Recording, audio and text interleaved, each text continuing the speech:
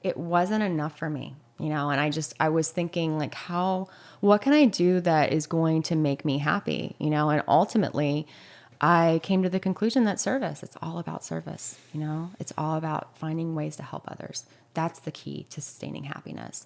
And I wasn't sure what that looked like at first. I've been a long time yogi and I've done teacher training. And so I did teach yoga for a little bit, but it just wasn't the thing for me. So I was also doing nutrition coaching, which I still do and I still love doing. But for me, the intersection of animals and food is my happy place. That's my two favorite things. That was Michelle May, creator of Benjii's Canine, Cuisine, and Seva Foods, and this is the Yogi Triathlete Podcast. Happy Monday morning, you guys. I'm Jess, I'm your host, and I'm recording this just a few hours before we launch it out into the world. And I spend most of my weekend, pretty much my whole weekend when I'm not teaching, working on this podcast, but like with everything, I always make sure that when I sit down that I am aligned and that the love that I have for this show is fully expressed in everything that I do and every moment that I work on it. And speaking of love, I just want to thank everyone who is supporting us on Patreon. I am committed to being so much better at posting content for you guys, but you are getting exclusive and early release content every week. So check that at least a few times a week for updates and let us know how we can even make that better for you. What do you want to know about? So great feedback from last week's podcast with Dr. Davern. She was rocking people's worlds. And I have to say, I think the same thing is going to happen from our guest today. But don't get overwhelmed, you guys, because just like Monica, Michelle completely takes the mystery and the complication out of feeding our pets a healthier, whole foods plant-based diet. And we do speak mostly about dogs. Cats are a little iffy. They do tend to be carnivores. So we are talking mostly about dogs here. And Michelle's story is so beautiful and it's so filled with purpose. And her purpose came sadly from a tragedy. But all of that will be unveiled in our conversation today. So this is the place where every week we share the stories of people looking, finding, and living their purpose. This pod is a limb of Yogi Triathlete, and we are on a mission to create a better world, you guys, and we're doing it with you. So we offer triathlon and run coaching, mindfulness and meditation, yoga instruction, virtual and in person for those of you in North County, San Diego.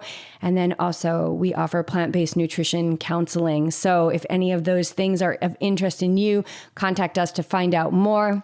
And I just want to give a big congrats to our head coach, our head triathlete, BJ, for rocking the Ironman Wisconsin course yesterday.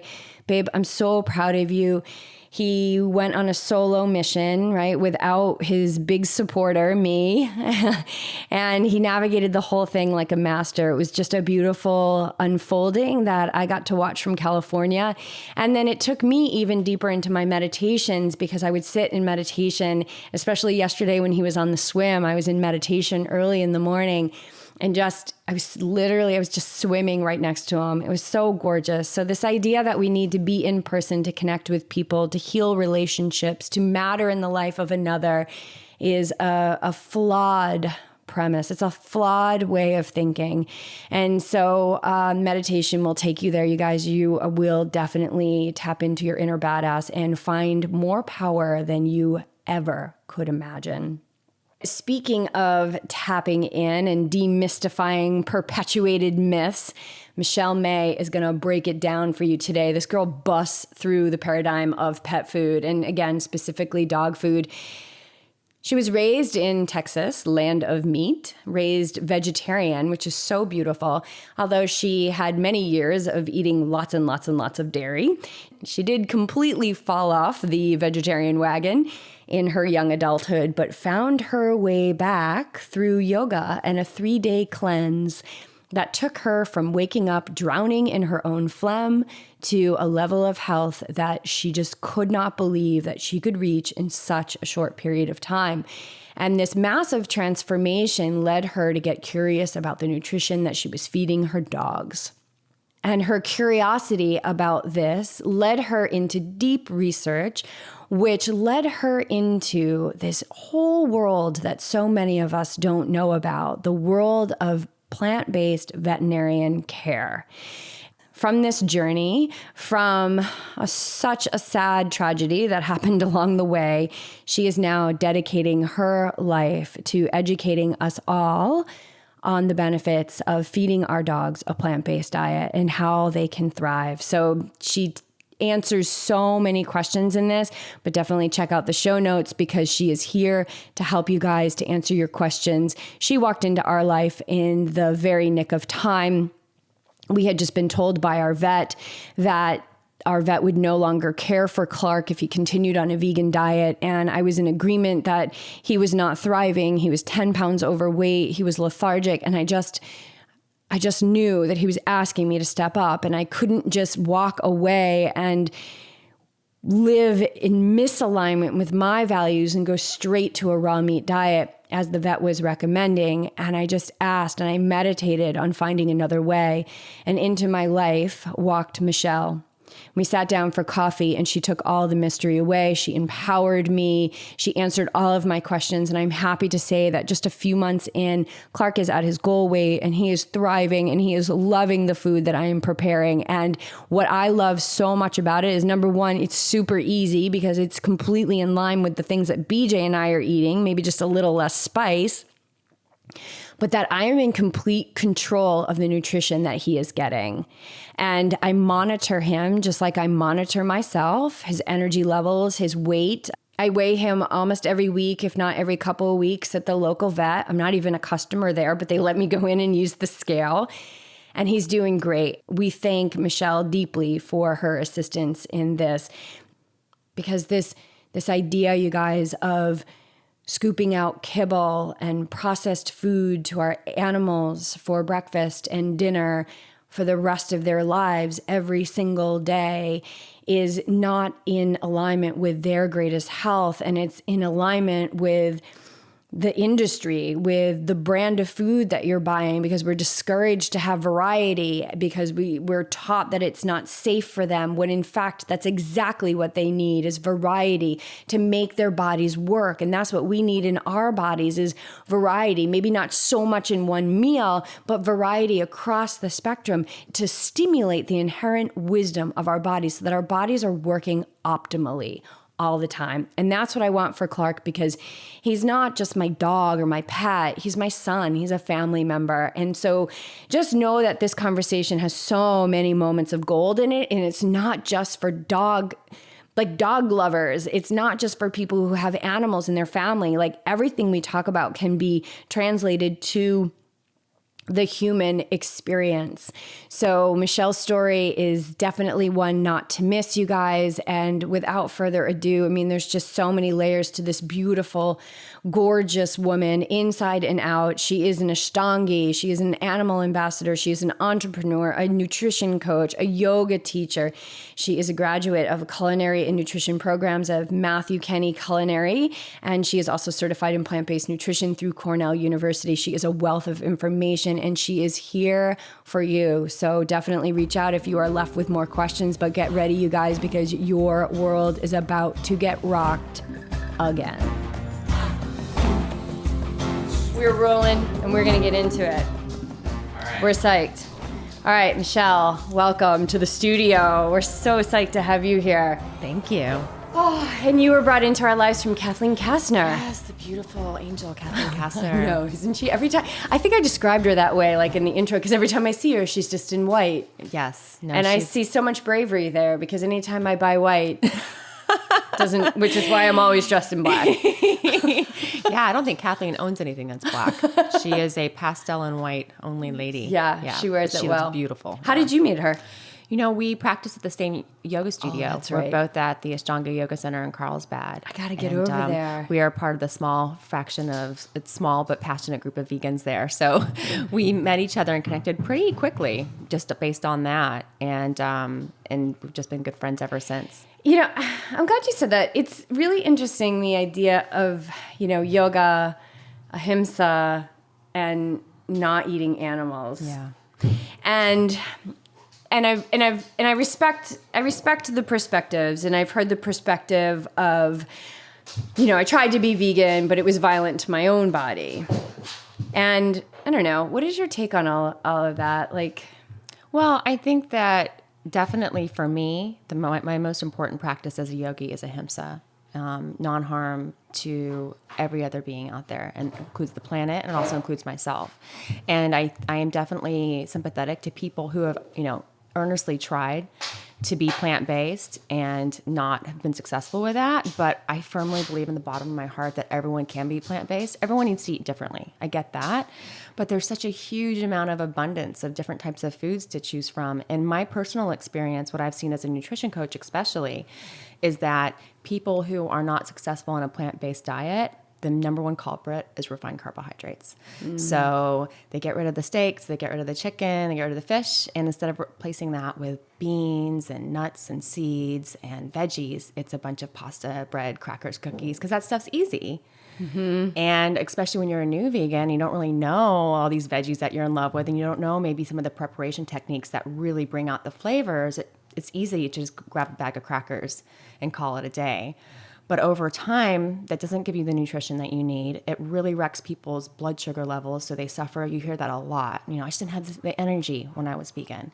So as someone who has been mostly plant-based, like say 99% vegan since I was, 12 years ago, is when I really became mostly plant-based. I'd say the key to my success in that, increasing success, because I didn't have it figured out all at once either, but what I've come to the conclusion is that eating a wide variety of whole foods is the way to go. A year into us going completely plant-based, we had our blood work done, and it was good. I mean, we were healthy, but I was like a little deficient in some of the amino acids and things like that. And it's because I hadn't fully embraced like the beans and the nuts and the seeds and I was still learning. I was still learning all of it. But you shared a video today on Facebook, which I shared. I then shared on Yogi Tri. It's mind-blowing to me. And this, I think, is the beauty of our minds, like the human mind, that we can create something like this. But it's from Hampton Creek. And essentially what they did, hi Clark, he just gave Michelle, came up and gave Michelle a high five. High five and a snitch. My kind of guy. He literally just jumped on the counter and gave her a high five. He loves her. He knows that she loves animals. He appreciates everything she's saying. All right, Clark, we got to get on with the show, dude. Come on, man. Come on, man. You can't be a wrecker. All right. So Hampton Creek, what this video shows, and you can go to Michelle's page, you can go to Yogi Triathlete and see this, but through the brilliance of the human mind and creativity, which is found in the present moment, they have created a way to harmlessly create meat, and not through like a soy base or anything. It's actually meat. And they're harvesting the cells from, they started with this one chicken named Ian. And I was even thinking, how are they going to get the feather off the bird? They're still going to have to pluck it. But they didn't. They put Ian in a little chicken coop, and then the feather fell off, and they picked the feather up, and they brought it to the lab. I thought that was sweet that they took the time to explain that. I know. But it was funny because they didn't even explain it. They just kind of showed it, and then it all unfolded. But what they're doing is they're taking the cells from that feather, and then they're feeding those cells and allowing them to become dense and multiply by feeding them with plants, which is what animals eat to stay healthy. And then they're actually creating meat. Yeah, it's mind-blowing. And it's just such a revolutionary thing. A lot of people don't know about it. It's interesting. Memphis Meats is a company that's been quietly working on that for several years with some funding, I believe, from Bill Gates and the founder of Google. So there's big money behind this. But I don't know if you guys remember, maybe it was 4 years ago. I think it was in Germany or the Netherlands. They had produced the first cultured meat burger, and I think it was several $100,000 because everything that went into everything that went into it, whatever, and obviously that's not going to work. But they've been working ever since on trying to get the price down, and we're getting really close. And it's so exciting because I do firmly believe that in the next 4 years, cultured meat, or clean meat, as that industry likes to call it, will be as affordable and as accessible as factory farm meat. And that's what's going to get us out of this factory farming nightmare. It's not going to be everyone going vegan, even though we are definitely growing exponentially. I think that what's really going to help cut the cord with the factory farming system is going to be the cultured meat. I know. Because it's what people want to eat right now. I think that's changing, but I think it's a good option. I know there's lots of vegans out there who are like, oh, gross, not for me. Yeah, you're right. It's not for you. It's not for me. People that want to, I grew up vegetarian. I don't even really enjoy the taste of meat. I never have. But what I'm really excited about are the millions of people that do want to eat meat. And this gives them an option. And at the end of the day, it saves so many animals and it saves our planet. Yes. So, and they can do things with the meat too. They can remove the saturated fat or remove the cholesterol. They can tweak it so it's healthier. Oh, that's cool. Because I was thinking, like when we were looking at it earlier, I was like, well, it's not really going to remove the health issues, but it sounds like they can do just about anything. Yeah. If they're creating chicken nuggets from a feather. And then in the end of the video, they're all sitting around this picnic table and they're eating the chicken nuggets, and it says there's like a little line that points to the chicken nugget and it says Ian, and then they show the chicken walking around the table and it's like Ian. It's really, really weird. Yeah. And I don't think it's for me. It's not for me either, but yeah, it's that gateway. It's the gateway. It's getting people to convert. And, it's not, yes, it's about the animals. Believe me, they're so close to my heart, but it's also about this. I would like to have an earth. Totally. For all the children that are being born now into it. And it's devastating what animal agriculture is doing to our earth. And is there a piece of that environmental impact that speaks to you? Oh my goodness, absolutely. Well, as a yogi, I've just learned time and time again. I mean, the main lesson is we're all connected. Nothing happens in a vacuum. So what you do ultimately affects me. It's one of the beautiful things about yoga, is I feel like people can improve the world for other people just by their own practice, because it makes you a kinder, more compassionate, more understanding, more aware person. So even if your neighbor isn't doing yoga, they're still benefiting from you doing yoga. And I think that's the whole environmental piece, why it's so crucial for people to understand. So many people, well-meaning people, will say, well, it's my choice to continue to eat animals. Well, it may be your choice, but it is having impact on the rest of the planet. So I think that for people who maybe don't have that connection to animals yet, or who aren't really that inspired by being healthier, or think that they're already healthy enough on an animal-inclusive diet, you cannot negate the fact that animal production is just destroying the planet. And, a lot of people like to say, especially in Southern California, oh, well, I only eat, sustainably raised, quote unquote, humane raised meat. Well, that's great, but who decides who gets to eat that meat? Because if everyone that eats meat ate any animals that were produced that way, we would need several more planets. I mean, you see Cowspiracy, that's the message. It's not sustainable any way, any shape, any form, except for this new clean meat culture. Like that's what's so exciting about it, is that people can eat meat and still protect the environment. Yeah, and for a few $100,000, you can get a 6-pack of nuggets. It'll change. Like they understand the weight of getting that price down. But yeah, the environmental piece is something that is not talked about a lot, especially with even the president that we have right now. That he's certainly not going to be talking about the environmental impact of animal agriculture. But it's the number one cause for dead zones in the ocean and rainforest. The deforestation, and then the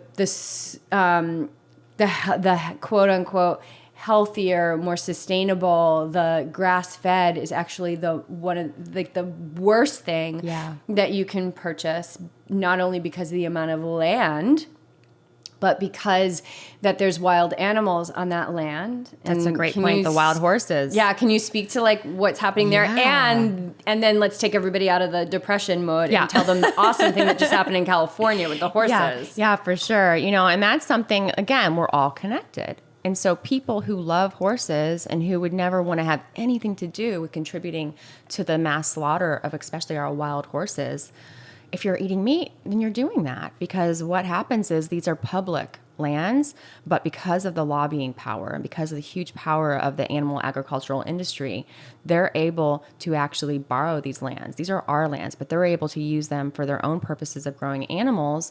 And anyone that's in the way they get removed. So, I mean, this has happened in the past with wolves, with coyotes, other, predators that are, quote unquote predators. We're predators too, but, they're trying to get to our food. So we have to stop them, and that's kind of like the mindset. And it's the same thing with the horses, because the horses are there and it's inconvenient for the agricultural industry. They get rounded up in really brutal, inhumane ways. And then they get corralled and ultimately sent to slaughter in either Mexico or Canada. But actually, there's been a lot of effort to legalize slaughter in this country of horses, which I don't think anybody really wants, maybe at that big agricultural level. But I don't think most Americans want that. No. Yeah. No, but what just happened in California, which is awesome. Yeah, well, in California, they're not going to be able to do that. California, this is why we wanted to live here. It's exactly. very progressive. Totally, yeah, because, I think California has always been in the forefront of animal rights. And it's one of the really exciting things about living here is getting to be in the forefront of that. And wasn't it like... I might be quoting it wrong, but I think it was was it 23,000 acres now are going to be given back, and that the wild horses are now going to be on that land and protected on that land. In California, at least, they're going to be safe. I can't speak to other states at this point, unfortunately. But at least we just need to keep living the example and living the example within a state that tends to live the example. Yeah, when it comes to, banning the use of wild animals in circuses and banning the use of orcas, all of these things, California tends to be in the forefront. We could do a lot more, and with me in particular, with dogs, I really hope to push the legislation quite a bit and really get dogs recognized, cats recognized as non-human animals. And eventually all animals, but we got to start somewhere. And not property. Yeah. Yeah. Yeah. All right. Well, let's, oh my God, there's so many places to go with you. You're so magnificent. Okay. Let's start with your story. Where did you grow up and what kind of food did you eat and all that good stuff? It's very interesting. I grew up in rural Texas as a vegetarian, the daughter of an immigrant. And always felt like a complete fish out of water down there. Austin was one of the places that we thought maybe we'll move to Austin when we were kind of feeling everything out. And then we both went there and I was like, mm-mm. Yeah, the food trucks. I thought the food trucks would be some alternative, but 90% of them were. Austin, from what I've heard, I haven't been there in a few years. Very progressive. And where I grew up was not Austin. No, I know. Not even close. I grew up outside of Houston towards Galveston, a place called Pearland, and then later lived in Clear Lake. And both of those places were just... I can't imagine growing up in a place that was more opposite to who I am, in terms of, in America at least, just really not a lot of attention to health, not a lot of respect for animals. The rodeo culture is huge down there, and it's all about barbecue and hunting and all of that stuff. So I always felt really weird. And I was vegetarian because my parents were kind of hippie-ish. They had lived in California. When they lived out there, they had picked up vegetarianism. And so that's how I always ate. And I was, my parents weren't the greatest parents. They did the best job they could. But one thing that they definitely did for me that I'm so grateful for is they instilled a love for healthy eating. So even though, unfortunately, we were eating a lot of candy and dairy and stuff like that, I also ate a lot of salads and a lot of vegetables. And I don't even think I had a soda or anything until I was 9 years old. They just kept us really healthy. So I think you're the first person that's been you were vegetarian from birth. Yeah. And then, but I did start eating meat in my 20s, which I attribute to alcohol and drug use. Because that's what it would take. Yeah. Were you going to say something? Back when you were young, so you're 9, what was the pressure like at school or your friends? Was there any pressure? I was always... you were against the grain. Yeah, no, people always called me out, especially when you're a kid, fitting in is so important. But I have to say, I have never been afraid of sticking out. I just kind of went with it. I knew from the very beginning that I was really different from the people around me, that my mom and I were both just so different. I had a lot of friends that were really affluent. We were not. I just always felt just so different from everyone else, and I was okay with that. So even though, people were like, oh, especially people's parents would be like, oh, that's weird that you don't eat meat. Why don't you eat meat? I felt totally confident explaining why, and never felt the pressure to acquiesce to other people's diets to make someone else comfortable. What was your why? Well, I always just loved animals, you know, and that was something, you know, both of my parents were just really, really sweet and gentle towards other animals. And that was just something that I grew up knowing. You know, it's interesting though, looking back on it, my dad was an ethical vegetarian, you know, which means that he did not even wear leather. However, we drank copious amounts of milk and ice cream and cheese, and I just feel like it was a lack of awareness. I'm pretty confident that if he had known back then what the truth is of the dairy industry, that nobody gets out alive, whether it's the cows that are born, the calves that are born to the cows, or the cows themselves after they're spent, I'm pretty sure we would have been vegan. But I am super grateful that I was raised vegetarian, and then I got to experience that, and that I always had that connection to animals for sure. Did you see animals grow? I mean, did you go to farms? And I'm sure there's plenty of farms in Texas. No, I wasn't really, even though I was in a really rural area, I was mostly just like horses and stuff like that. I did not get to actually experience a lot of different animals, but I did grow up like with most people with dogs and cats that were members of the family. And I'm sure that the way that the dogs were treated in my family in no small way contributed to how crazy I am for my dogs now. Because honestly, the dogs were treated better than me. I mean, that's how my dad and my stepmom were. They were just fanatical about their dogs. And I wasn't ever jealous. I just always was like, oh, I can't wait to have my own dog someday, you know, to have my own baby. And yeah. So when did the dairy fall away for you? Well, it was really because of my dog Bodhi. So like I said, I was eating meat. Then I got Bodhi. And this was about, well, he'll be 12 on Bodhi's Sunday. Bodhi's my big boy. He's my Vizsla. He is just the greatest dog. He's so sweet. He's such a weirdo, but he's so sweet. I love him so much. And he'll be 12 on Sunday. So we're celebrating his 12th birthday.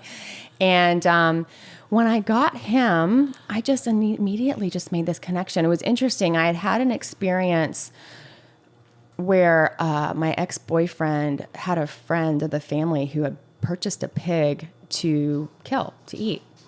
And it just shows you how dulled I was in that connection. Because even though it was like, oh, that's kind of sad, it wasn't like horrific like it would be for me now. And I met the pig. We went over there and I met the pig.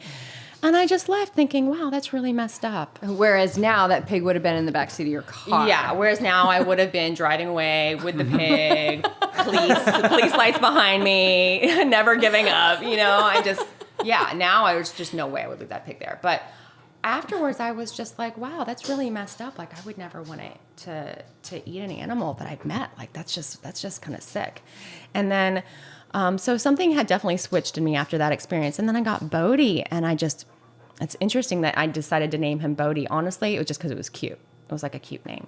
But really, if you look at the meaning behind that, you know, the Bodhisattva and the awakening, he was my awakening, because I looked in his eyes and I just knew that I wanted to love all animals the way that I loved him. And that's the kind of connection that I wanted.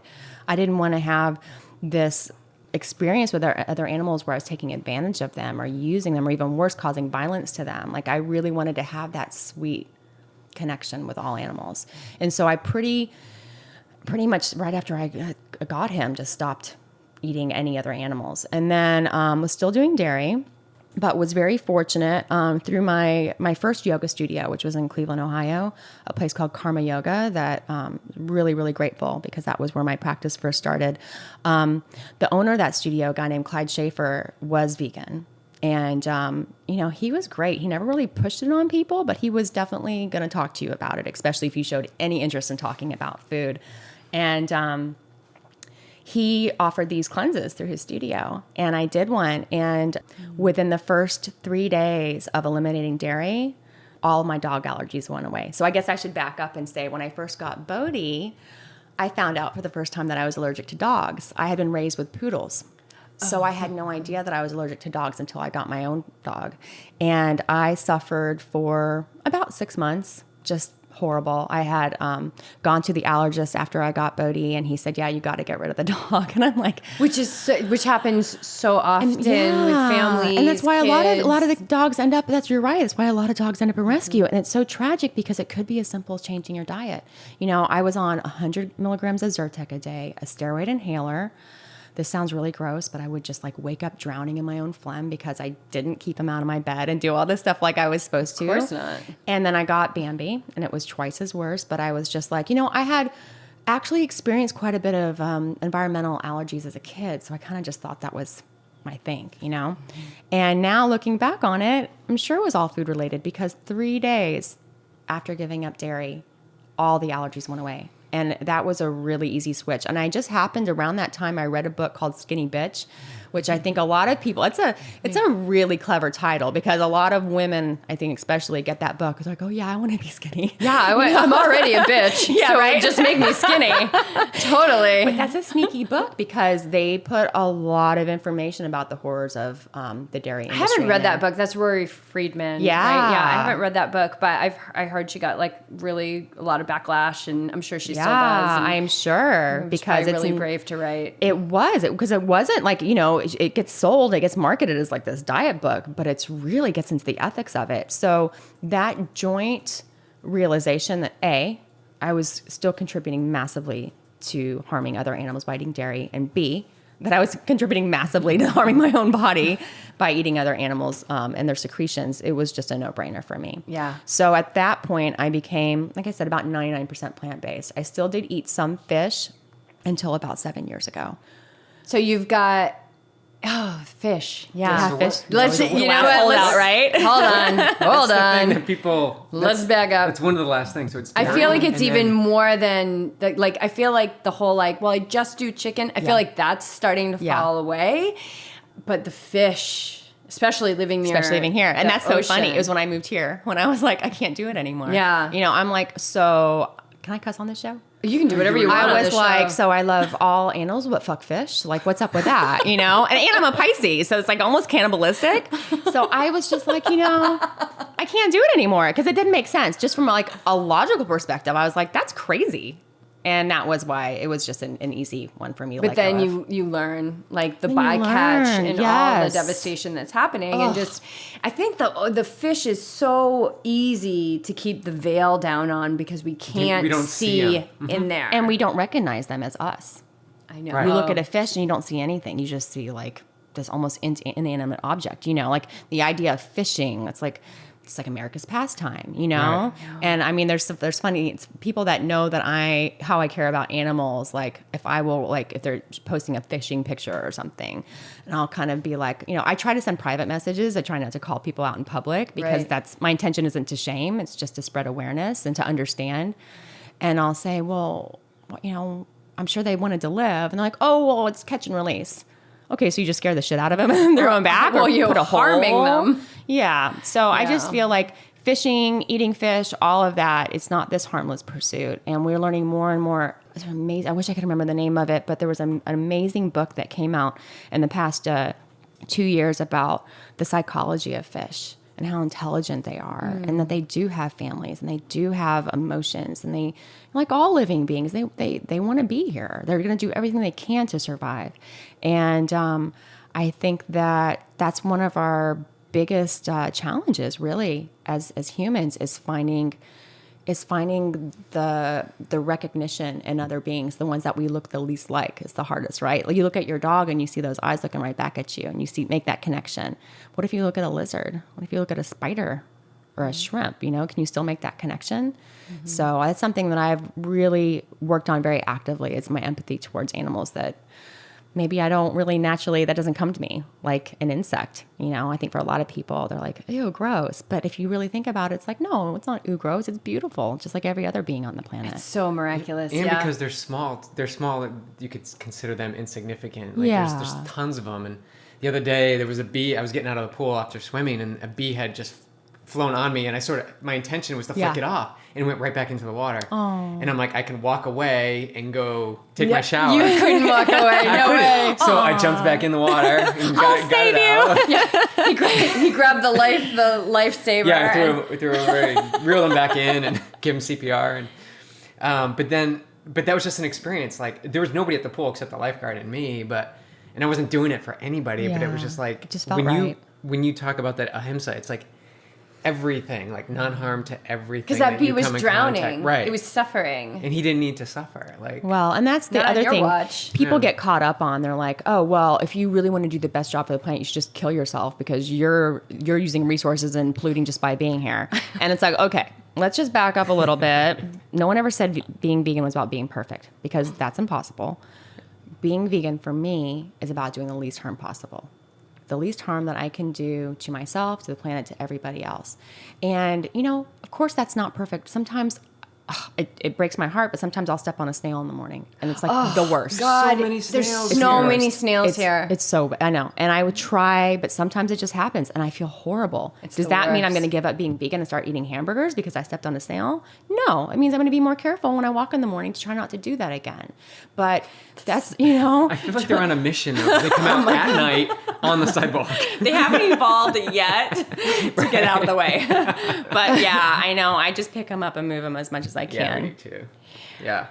Just walking on the earth, we're going to do harm. Yeah. Right. So just to that person who would say like, you should just kill yourself. I've actually Which is had like, people tell me that's a really intelligent That's statement. dramatic. That's just, Really intelligent. But that's not being aware like of what you're truly trying to convey. Like, Yeah. Right. They're in their pattern. It's they're- progress. Yeah, it's progress. Yeah, it's but- progress, not saying that it's progress, but it's progress, not perfection, right? We're going to harm the earth just by walking on it. Look at what we do to the earth. Like we're sitting right now in like a studio that was built on the earth, and now the earth has to, bear that weight for us so we can have comfort. So we're going to be harming, we're going to be creating new karma all the time just because we live on the earth. But I try and limit that as much as I possibly can. Like if I have a goal in life, it's like, okay, let's create the least amount of karma that I possibly can.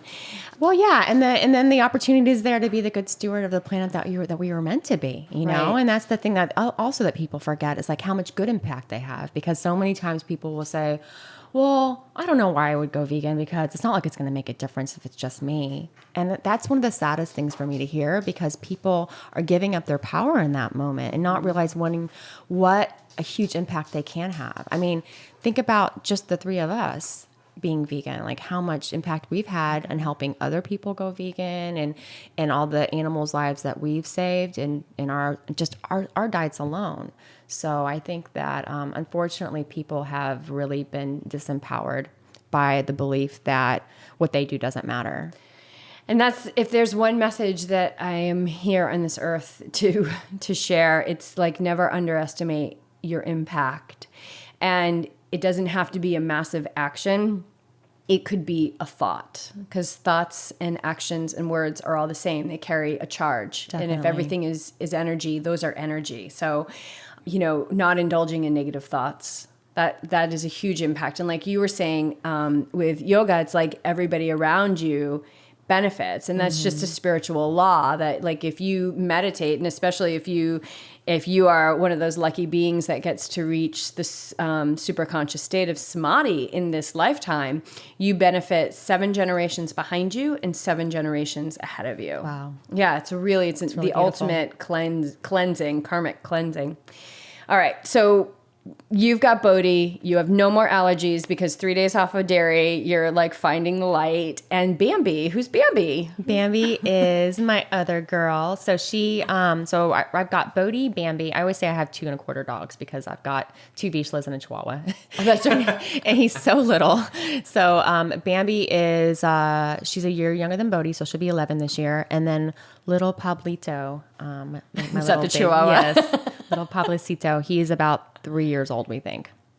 And tell us about Benjii. When did Benjii come into your life? 'Cause So this is the main Benjii, story yes. right here. Oh, well, Benjii, we want to honor he was Benjii. my sweet boy. He, so I should say, just to kind of put it out there, that I got Bodhi and Bambi. I bought them from breeders. Didn't know better, and I think it's just a good thing to remember that nobody's perfect. And like very few of us were born vegan. And so we all can benefit from mistakes. And that's why when I hear about people still buying dogs now, I try to be really patient with them because I was there once, It's really hard. We bought Clark from a breeder, and we were in a situation, we were in this woman's house, and I had to get that dog out of there.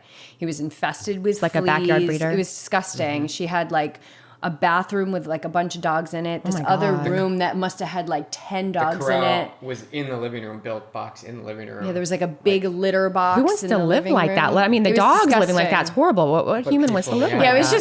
just it was really gross. It was just Oh, a you backyard saved breeder, him. and so here I am paying her a ton of money for this animal, and we didn't even have the money. We owed the government money at that time. I was just like, but I have to get him out of here. So it's that forgiveness, right? Yeah. It's like, okay, I did that. Yes, I got him out, but I told her it was okay to keep doing it. Like, and I don't know how to reconcile that. So I just have to But you have find peace by in it. sharing this story right now, Yeah. by helping spread the awareness that people should not be buying dogs and Yeah. cats. I think very few people understand that about 10,000 dogs every day in this country are euthanized in shelters because there's no home for them. I mean, that's like 3 million dogs a year. So, and it's just because people are greedy and they keep pumping out more dogs instead of homing the ones that we have already. And so Benjii was my first foray into rescue. My ex and I moved to Colorado, and I decided it was time to get another pup, and that I was going to do rescue this time. So I contacted Colorado, Wyoming Vizsla Rescue, because I do really have a soft spot for Vizslas. If you've never experienced one, I mean, all dogs are incredible. I mean, bar none. But Vizslas are really silly, and they call them Velcro dogs, which I love. For me, my dogs are my therapy dogs. I want them to like smother me and be around me all the time. And that's what they do. And that's what they do. So yeah, I contacted Vizsla Rescue. As it turned out, they had a young male that was being fostered, but the foster family was going out of town for the weekend. And so it worked out that we could keep him for the weekend just to see how it turned out. Because I worked from home, I should say I was working as a web developer. And so it was really nice because I was doing contract work and was at home with Bodhi and Bambi all day. So they were really chill. They got lots of exercise, lots of attention. And we show up to get this dog. His name was Champ. We walk down to the basement of the foster family, and they have him in a crate. And she opens the crate. It's so cold down there. And I was like, why do they have a dog down here? It was like freezing. But she opens the crate, and he leaps out like he had springs on his feet. And my first thought was, oh my gosh, what did I get myself into? Because Vizslas are known for having a lot of energy, but I think that's more of an issue when they just don't get a lot of attention. So here was a dog who was not getting enough attention or enough exercise, and he just was bouncing like Tigger just everywhere. But we're like, okay, well, we'll take him home and see how it goes. I got in the back seat with him, and he immediately climbed on top of me and just started kissing my face off. And I was like, yeah, he's not going anywhere. I will never give him back. This is my son. And so we had decided to name him Benjii. He's Benjii with an extra I on the end because he had a really long tail. Most Vizslas, which is really sad, have their tails docked. My other two had. But him, I think he must have come from a backyard breeder. He had his really long table clearing tail. And it was love at first sight. I just was so enraptured with him. I mean, he needed me, but I needed him just as much. I have some pictures from the first couple of days we spent together, and it's mostly just in bed. And bed was a novelty for him that never wore off.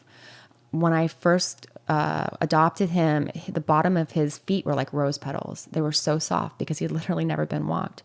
And I guess the story was that he had got picked up by Vizsla Rescue from the pound. And when he had got turned into the pound, they contacted his, I don't like this word, but I'll say it in this case, owners, because that's what they were. They just owned him. They didn't love him.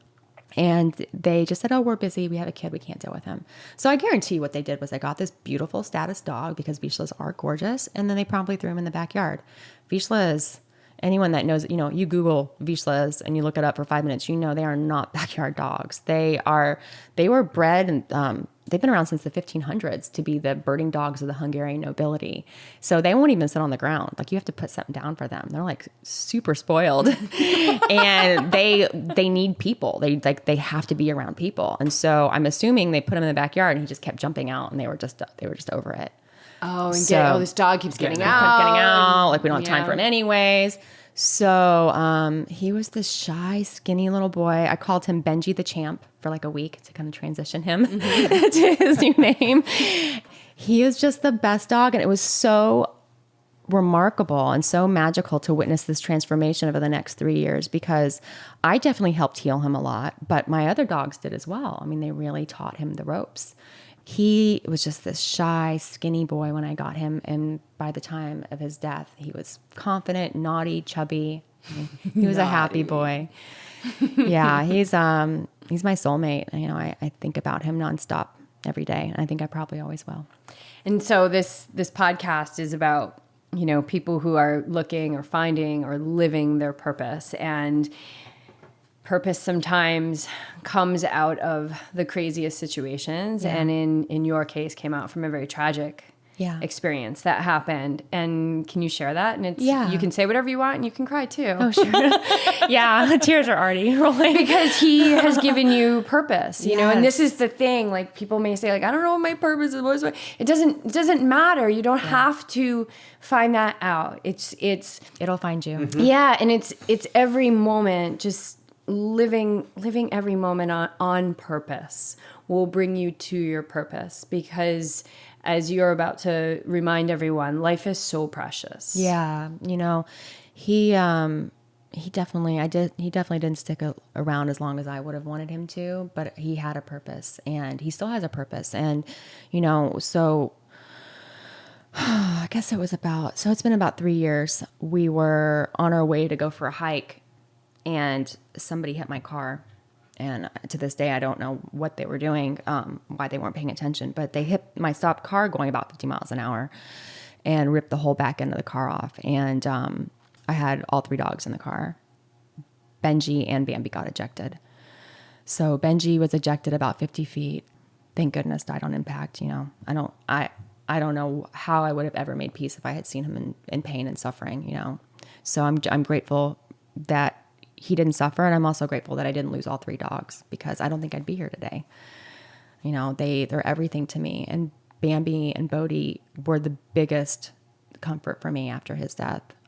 So I was definitely in a daze for a few years after he died. It's still really painful for me. You know, I just finished a 6-week grief processing course, where at the end of that, we wrote a letter to our lost ones and talked about our forgivenesses, our apologies, and our significant emotional statements. And doing that, I really dreaded doing it, but it was so healing, and it really did make things a little lighter for me. And the other thing that's been the most healing process for me is starting this company in his name, you know, because I knew as soon as he passed away that I had to honor him in some way.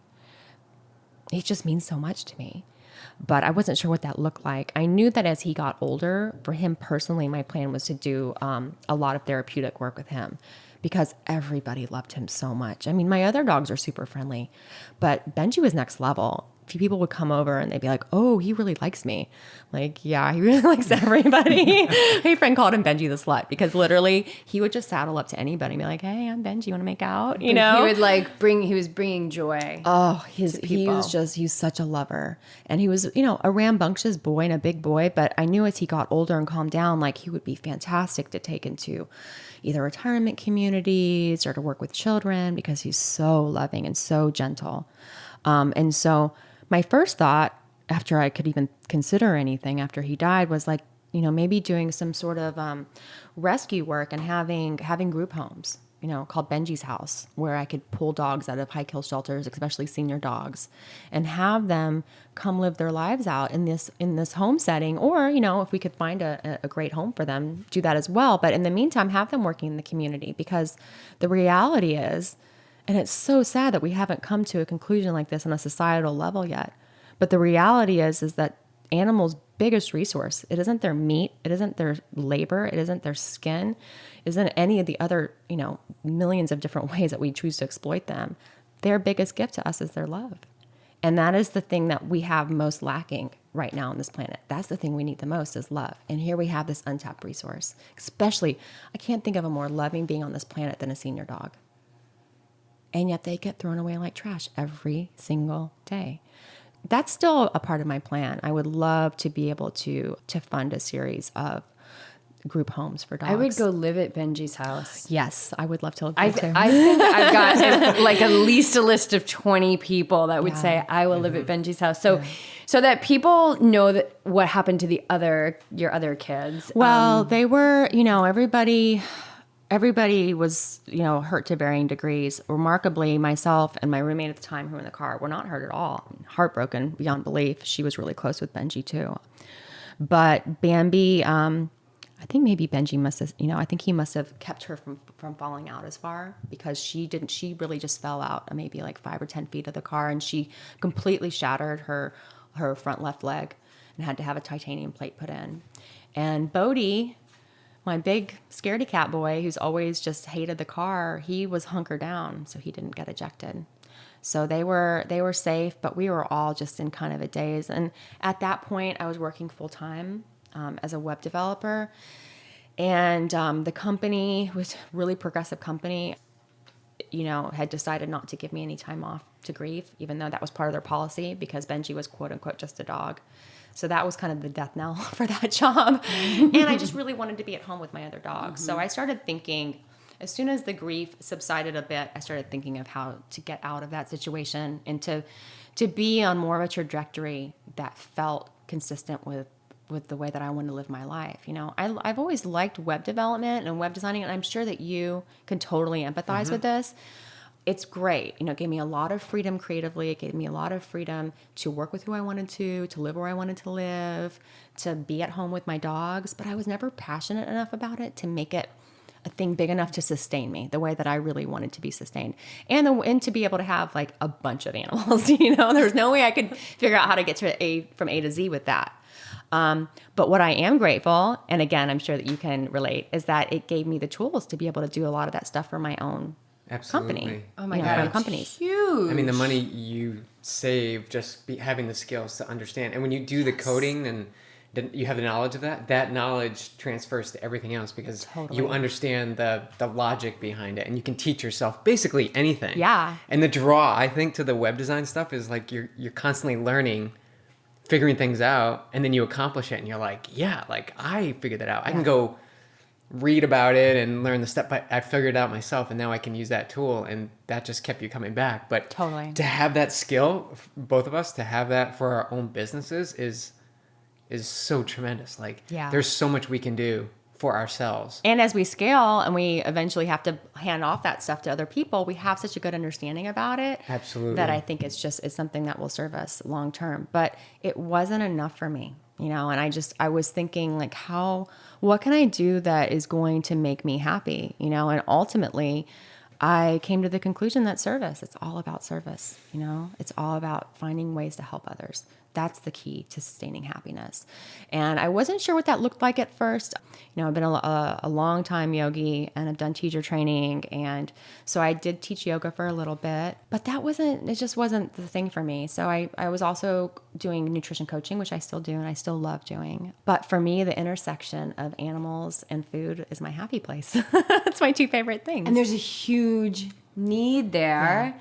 The whole reason why you and I were brought together was because I needed help, and you helped me so much. So so people understand how Michelle helped me, I had a 2-year-old golden retriever, Clark, that most people who listen to this know. Hopefully they're not getting too sick of him. But some people say that they love him. They're like, I love when I hear him drinking water. I'm like, oh, that's good. But he was on a vegan dry food, and he was gaining weight.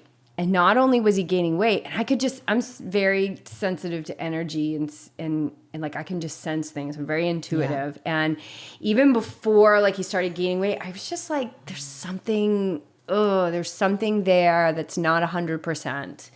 And I felt like he was lethargic, and he wasn't that excited like he used to be. And I'm like, something is changing in him.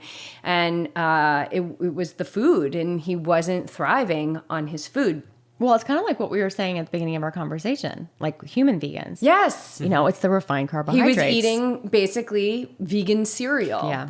But first I was trying to exercise him, thinking like, okay, he's not being exercised enough. Maybe I need to run him a little bit more. Goldens, you don't really run, and we never ran Harry, our other Golden, but Clark, from the start, like I could go like, 15, 20 minutes with him. So now I was starting to go like 2 or 3 miles with him. Like maybe this will help jumpstart things as you would a human. Like you would just, if you exercise, you burn carbs, like your metabolism. But it right. wasn't. But nothing was happening. And like it's scary. Like what we say to humans, like you can't out exercise a crappy diet. And the fact was he had a crappy diet because he was eating highly processed foods. And I know you know a lot about this, and I think you can dispel some myths for people. But Kathleen, when Kathleen came over here for the interview, she was like, "Oh, Clark." And I'm like, it was right. Like literally it was like the day after I had gone to the vet, and the vet basically said, "This dog cannot be our patient anymore if you continue to feed him a vegan diet." What? That's that.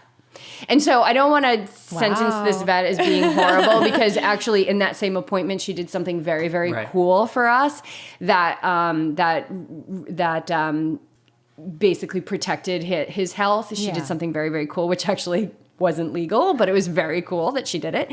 And she did it in support of Clark's health. But essentially said, like, he can't come here anymore and you need to feed him a raw meat diet. And I left there with all these pamphlets on raw meat diets and where I needed to buy the food. And I felt like I was kind of being brainwashed because I was like, okay. And then I left and I just said to BJ, I'm like, I have to get, I can't, like, Clark's health is number one. It's number one. I get that. I'm not going to lose sight of that. But I feel like there's another step in between than me just going to like voting yes. Because the options aren't just dry vegan kibble, or raw meat. Right. There's got to be something. Like, these are the two options. So I did a lot of research, and the thing that was happening was I wasn't finding anything online that was good. And if there was like canned food, I would have had to feed him like 10 cans a day. It would have been like $1 million. But I said, I'm like, there's gotta be a way, and I'm gonna give it a shot. And Clark is here to help me step up. Like my other dogs have done, like Harry did, like Lhasa did. Lhasa taught me how to serve. Like I will be forever indebted to that animal because she taught me to serve.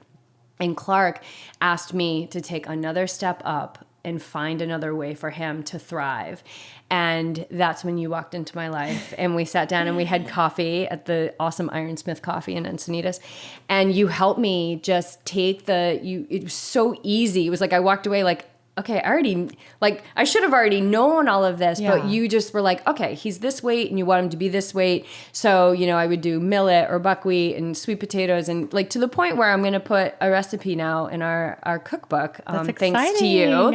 And of course we'll give you the credit for that. But yeah, and now he's down to the weight he needs to be. So what was he before? He was 75, 76 pounds, and they wanted him to lose like almost 10 pounds. And what is he now? 69.5. We do weigh-ins on. Wow. We go to this vet. We go to this vet down the street that we don't even go to. We're just like, oh, we're here for the weigh-in. They're like, oh, and what's his name? Like they're gonna pull it up. I'm like, Clark, and then I run out the door because I'm like, he's not a patient here. We just use the scale every week. So it's like Weight Watchers. That's so funny. But anyway, so I mean, I'm so indebted to you, and I'm so grateful for how the universe works. Like, and it came from a conflict. My dog wasn't thriving. I got kicked out of the vet. I couldn't find anything online, and so I had to find another way. And what you're about to explain and how Benjii's Canine Cuisine came to life was like it came from conflict. It came from heartbreak, and it asks you to step up. And I find that that's what purpose does. It asks you to step up. No, completely. I mean, I had the same issues that you did. I have Vizslas, so we did not deal with any, too much weight because they tend to be very thin dogs. But I definitely did not feel like they were thriving on their diet. So if we back up about 7 years ago, no, it's been more like 8 or 9 years ago. Pardon me, when I was in Colorado, I went and visited a very well-meaning holistic vet who completely disempowered me from doing a homemade diet. You're going to give them deficiencies, same thing. Here's some information about the raw meat diet. This is what healthy dogs eat, and I left there going, okay, how am I supposed to feed 3 big dogs this very expensive diet? Because if you're doing it all like organic, free range, like we get back to this like pie in the sky, clean, humane quote unquote meat, it's like, it's super expensive. I'm vegan. I don't want to deal with a bunch of animal carcasses. That's part of the reason I'm vegan, And so I was like, okay, well, I guess kibble it is. So I did Taste of the Wild, and they liked it. I was doing tons of other stuff, always giving them lots of produce. I mean, they're my dogs, so they've been eating tons of raw veggies since they were, born basically. But they were eating mostly Taste of the Wild, and then this was about 2008. I think there was a recall, like a China recall, and I just felt like just so crestfallen about it. I'm like, here I am, like these are the most important people in my life to me are these dogs, and I have no control over whether they die from the food they're eating because I don't have any control over how it's made. So I contacted and then I should say I read a book. So this makes me really excited that you're going to put the recipe in your book, because that's kind of how my journey got started. Was I read a book by a really fantastic raw chef out of LA named Annie Fayo. And it was just a raw recipe book. At the end, though, there was a recipe for her dog, who was a big ass Rhodesian Ridgeback that she had rescued, like a big dog, even bigger than a Vizsla. And I knew from social media that this dog, the book was 4 years old, that this dog was still alive and kicking. And so I was like, oh my gosh, I had no idea the dog could be vegan. Like, what about that? So, like you, went online. There was nothing I could find that I felt like I could trust. I mean, pretty much everything you find online now even really relies heavily on synthetic supplementation, which I'm not a huge fan of long term. But I Googled vegan vet California, and Armati May came up. She is a really amazing person. She's up in Malibu. She's a vet and has done so much to help really educate people about the benefits of a plant-based diet, and she helped me so much. She came over and we talked about it, and to make things easy for transition, I don't recommend this now knowing what I know, but it was easy to transition. I did half V-Dog, which had just come out, and which she had helped formulate, and then half whatever I wanted, whatever veggies and different things I wanted to put on there. And we did that for a couple months, but I wasn't satisfied with it. I was, increasingly getting more picky about my own diet. So of course I was getting, picky about their diet as well. And V-Dog's a dry food, V-Dog right? is a dry food, and I'm so grateful to V-Dog. I would never say anything disparaging about them, because they have helped so many dogs live a healthier and less harmful, on the planet diet. There's just actually a big article that just came out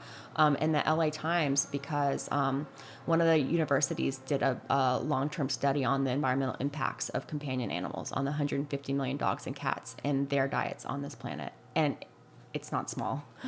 Yeah, I'll give you the link if you want to put it in the show notes. Yeah. Oh, It's absolutely. fascinating. So I, as much as I love V-Dog for what they do, I don't personally consider it to be health food. The first three ingredients, I believe, are pea protein, brown rice, and canola oil.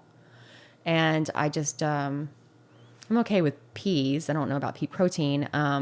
I think grains can be okay as long as they're handled correctly. And I don't think canola oil has any business being in a dog's regular diet. So I just couldn't do it. And I noticed things like, especially Benjii, because it's interesting with Benjii, like think about digestive systems and how intricate they are and how much they are attached to our emotional systems. It's always very interesting to me that Benjii, unlike Bodhi and Bambi, had more sensitive digestion. His poop wasn't as solid. He would get colds sometimes, like runny nose. My other dogs never got that. And I think it was because when he was younger, he just ate really crap food, and just his microbiome never really fully developed. But that changed, once I switched to his diet. And I noticed that with the V-Dog, I smell like stinky ears and sometimes see goopy eyes and things like that. And I knew it was from the food. So I just took the plunge and decided to just start doing it myself with really no knowledge, but the confidence that real food is what dogs should eat. And so at that point, I was making them a combination of quinoa and sweet potatoes, and then I juice a lot. So we take the juice pulp and throw that in there. But doing 100% organic for them, doing things like nutritional yeast and flax oil to make sure that they were still getting B12 and omega-3s and things like that sometimes can be challenging to get on a plant-based diet. Honestly, it can be challenging to get on a standard American diet as well, I should say. But just really saw how voraciously they ate and how happy they were with it. And I just did that pretty much for a couple of years. But my research with Benjii's has definitely had a huge impact on how I feed my dogs because I now know that variety is really important too. And I love that. That totally Yeah. takes the pressure off of me because I had a big zucchini in there and we had like Yeah. plenty of zucchini. So I'm like, oh, I'm just going to throw it on the stove with some stalks from some rainbow chard that we had the Yeah. night. And that's what I love about it is like there's zero waste. Zero 'Cause waste. We can't, like there's no place for us to compost Yeah. here. You have a compost. You have a really cute furry composter. We have a really cute furry composter, and like your dogs, he loves vegetables. Yeah. Like his nickname is Kale Stalk because he loves kale stalks. He's crazy from he can hear you. I call them sticks. I'm like, hey kids, you want some sticks? Oh my god, he loves. Peel him in the As kitchen. soon as you take that first leaf off, he's like right there. Well, you can imagine I have a lot of kale stalks now. Yeah, being in the line from the of kale work tips. that I I'm know. in. We still have to talk about this company too. All right, so yeah, variety is super important. Variety is so important, you know. So unfortunately, we've all been tricked into believing by these marketing companies that are masquerading as food companies that dogs need to eat the same thing every day. That's the way we keep them safe. That's the way we make sure that they don't get sick. That's the way we make sure that they're happy. And all of those things are just blatant lies. Because what happens when you feed any animal the same thing every day? You get deficiencies, you get sensitivities, and you get sick of it. You know, it's like no wonder that dogs get sick of eating their food. If I ate the same thing every day, I'd be done after like 2 days. I mean, even my favorite thing, I love avocado toast.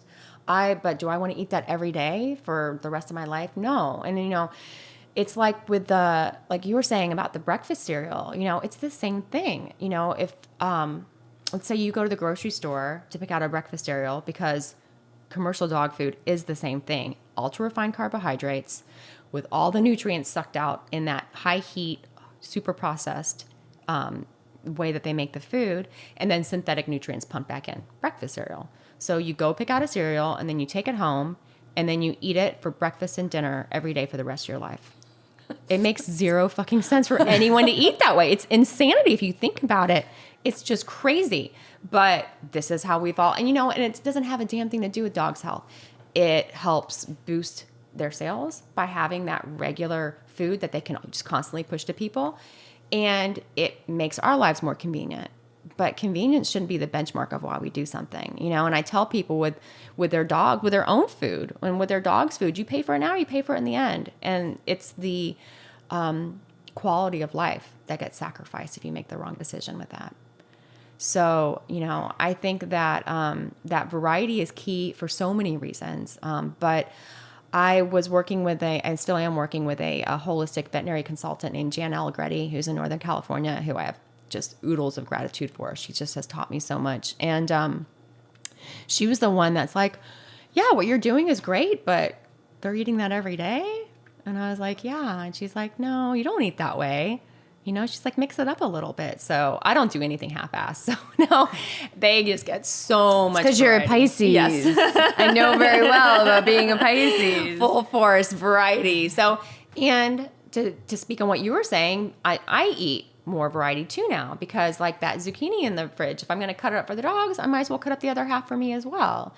And that's something that I personally do to make sure that I have a lot of variety for them, is I just keep a lot of that stuff around. You know, we all meal prep, you know, a lot of us meal prep for ourselves, especially people that are healthy and are busy and want to make sure that they're staying clean with their diet. Meal prep is really the only way I know of to make sure that happens. It's the same for my dogs. So every week, you know, I spend a couple of hours getting all the veggies chopped up and cleaned and put in mason jars, so that during the week, if I want to make a meal for myself or for my dogs, it's literally a 10-minute process. Yeah. And it's just creating a new habit, you know. Yeah, I was telling you that, you know, I'm pretty new at this, and we still had a little bit of the dry food left, and so there was like that little transition, but I was like, I couldn't wait for it to be done, because I just felt like I was smelling just scooping it out. Yeah, and I just felt like I was dumbing down his nutrition by doing it. And the fact that dog food is a euphemism for something disgusting, I mean, that says it all right there, right? Like, that's so sad. Oh, well, I know. the whole thing we realized now too is the wet canned food, right? You scoop it out and you don't want to touch it or anything. Yeah. But when we make his food Yeah. now, it's like, They're all oh, so up I in have there. some stuff on my fingers. I'll just lick it off. Like it's like Totally. yams and sweet potatoes. It's like so really good. fun. Like sometimes I hold the bowl up to BJ. I'm like, look at this meal. This is amazing. It's like, and what I found is his favorite thing is like peas and broccoli. He loves that like pureed. So it's like super bright green. Yeah. And then sweet potatoes, which he goes nuts for. And then like maybe a combination of like, quinoa and millet or just millet or something like Yeah. that. And then nutritional yeast, little black pepper, some Yeah. turmeric. And Yeah. I don't know, is it turmeric or turmeric, or does it even matter? I don't think I'm it going. matters. I'm flip flopping. I'm going today. I'm going. It's really good for you. Turmeric. It's great. But you want the black pepper to activate it, and then what did I say? Nutritional yeast, and then I do a little bit of fortified, like on your recommendation, a little bit of fortified almond milk, and I mix it all up, and I'm like, holy crap, this is freaking amazing. Yeah, it's it's delish. real food, and they eat it with such gusto. I mean, Yeah, he digs Yes. it big time. they just devour it, and there's none of that. This is gross, or I'm sick of this, because you get that from dogs so much. Where they're just like, no, thank you. Yeah, and it's not. And then that- they smell all of our food, which is so unfair, because I they know. smell everything that we're eating, and then they're getting that. It's just I know. So now we just make 3 plates, essentially, is what we Yeah. do. But what I was going to say is that we've even new into this whole thing about creating his own food. We traveled. We drove 15 hours both ways to Boulder. Wow. And we drove to Santa Rosa and back, which is another 8 or 9 hours, depending Each on how way. you go. And I had his homemade food with him the whole time. I have like a little stash of Halo wet food. Yeah. But I feel like I'm going to have to donate that because I never even touch it. Like, just in case I'm in a pinch. Yeah. But I was never in a pinch. So the night before we left, and plus, I don't do anything half-assed. So, like, when we hit the road, like, that car, we were joking at our last meeting, it's like 5 grocery bags, and then, like, the tiniest little bag is, like, our clothes and stuff. It's like the whole car is, like, groceries. And the Vitamix. Yeah, and the Vitamix. I travel with my juicer, so I get it. Totally. Everything comes with us. And I just prepped everything the night before so that he would have enough food until we got to where we were going. And then I always make sure we stay somewhere where we have a kitchen. Totally. Or at least a fridge. Yeah. Like, you can get pretty inventive in a hotel room. And it was no big deal. So for people to think like, oh, it's just another thing. That's silly.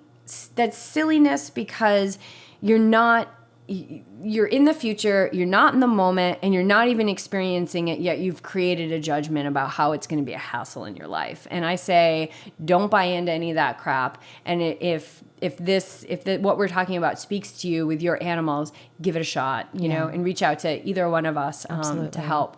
So, all right, so let's go back to when Benjii started. So Benjii has now transitioned, and it's like life sucks, but you're realizing that like there's something here that you need to honor. So when does Benjii's Canine Cuisine come in? Well, you know, when I did transition my dogs to a homemade diet, there's a lot of interest about that from people that found that out. Yeah, because you already had them on this kind of yummy diet before even Benjii left the world. And people were always just sort of mystified. Oh, well, how are your dogs vegan? Aren't they carnivores? Like, they were just always really surprised. But I mean, they speak for themselves. I mean, they're gorgeous dogs. They're older dogs now, and they still have so much energy. Usually with Vizslas, their whole face starts to go white, like around 6, 7, 8. And with my dogs, just like a little bit of distinguished graying around the muzzle, you know, and I think that's because of their diet, you know, and I think that's really true for us too. Like, we all have these genetic predispositions, but we don't have to be victims to that because our environment is ultimately what activates. It's how those genes are expressed. Totally. So we can have heart attack genes and high cholesterol genes, and we can have all this stuff that's hereditary, but it's really, and that's going to weigh in a little bit. Yeah. But I think with that, that's your, just like Clark, just like Benjii, that's your calling to step it up. Yeah, and you figure it out. Because it's how those genes are expressed. How are you fueling those genes or not fueling those genes is really what's going to determine how that looks in your life and how that's going to live out. There's a book that I read when I was doing a lot of research for Benjii's called Canine Nutrigenomics by Gene Dodd. And it's just that, you know, it just says like, these things that are happening with dogs, the fact that cancer is the #1 disease that kills dogs, and that senior is considered to be a 10-year-old dog. You know, all of this stuff is just a reflection of the horrible ways that we're feeding them. It's this terrible experiment gone wrong. Dogs have been part of our lives for at least 40,000 years. I think it may be even longer than that. And only for the past 70 have we decided that they all need to be eating kibble. And it's a trend that, thank God, is on its way out because it's just been a complete disaster.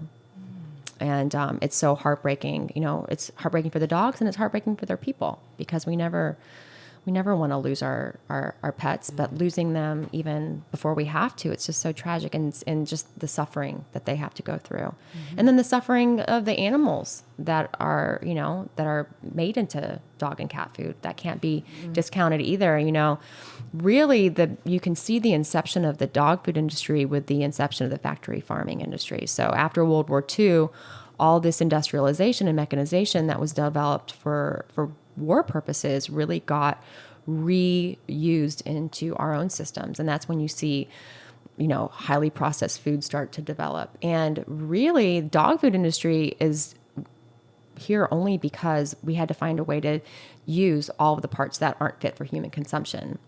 So you have the 4Ds as recognized by the FDA, dead, diseased, dying, disabled. These are a lot of the factory farmed animals because of the conditions that they're in, but they can't sell that for human consumption. They can give it to dogs and cats all day long. So a lot of those animals are, it's incentivized for them to keep those conditions because they can actually just sell those types of animals to the dog and cat food industry. And even worse than that, it's actually legal to put euthanized dogs and cats into pet food. So another reason that, you know, we keep incentivizing people to just buy pets, buy dogs and cats, and keep the breeders going because there's actually a market for all these euthanized dogs and cats. It's not like they're just killing them and throwing them in the dumpster. They're getting turned into dog and cat food as well. So the whole system is just really, really messed up. The deeper I've gotten, it doesn't make any sense, and it's just disgusting. And for anyone that really cares about animals, it doesn't work. And that's why we need Benjiis. Yes, you know, Benjii's is really, it's funny. I was talking to someone the other day, and her husband was texting her while we were talking because she had told him that she was going to meet me. And he's like, does there really need to be another vegan dog food? Like there's Halo, there's V-Dog, there's Natural Balance, blah, blah, blah. The reality is that I only created this food because of an absolute need. All those other brands are great, but they don't have no place in my dog's bodies. And, you know, the thing about Benjii's that's really spectacular, I mean, the fact that it's 100% organic, completely plant-based, human grade, freeze-dried. It's really good. Thank you. And those things are all great, and they've been done never, I don't think, in combination together, but to varying extents in other foods. No, I don't think there's anything. But the key thing about like Benjii's that differentiates it from any other food on the planet is that it's the first commercial pet food to be formulated completely from whole foods.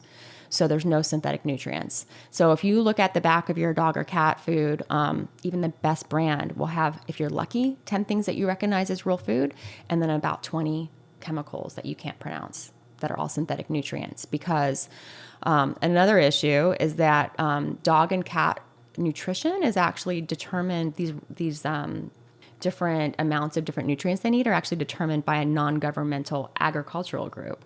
So AFCO has no interest at all in promoting dog and cat health. They do have a lot of interest in promoting the agricultural industry. So they set these somewhat arbitrary standards for nutrients, and the way that the dog and cat foods meet them are by putting really low quality ingredients and then a bunch of synthetic nutrients.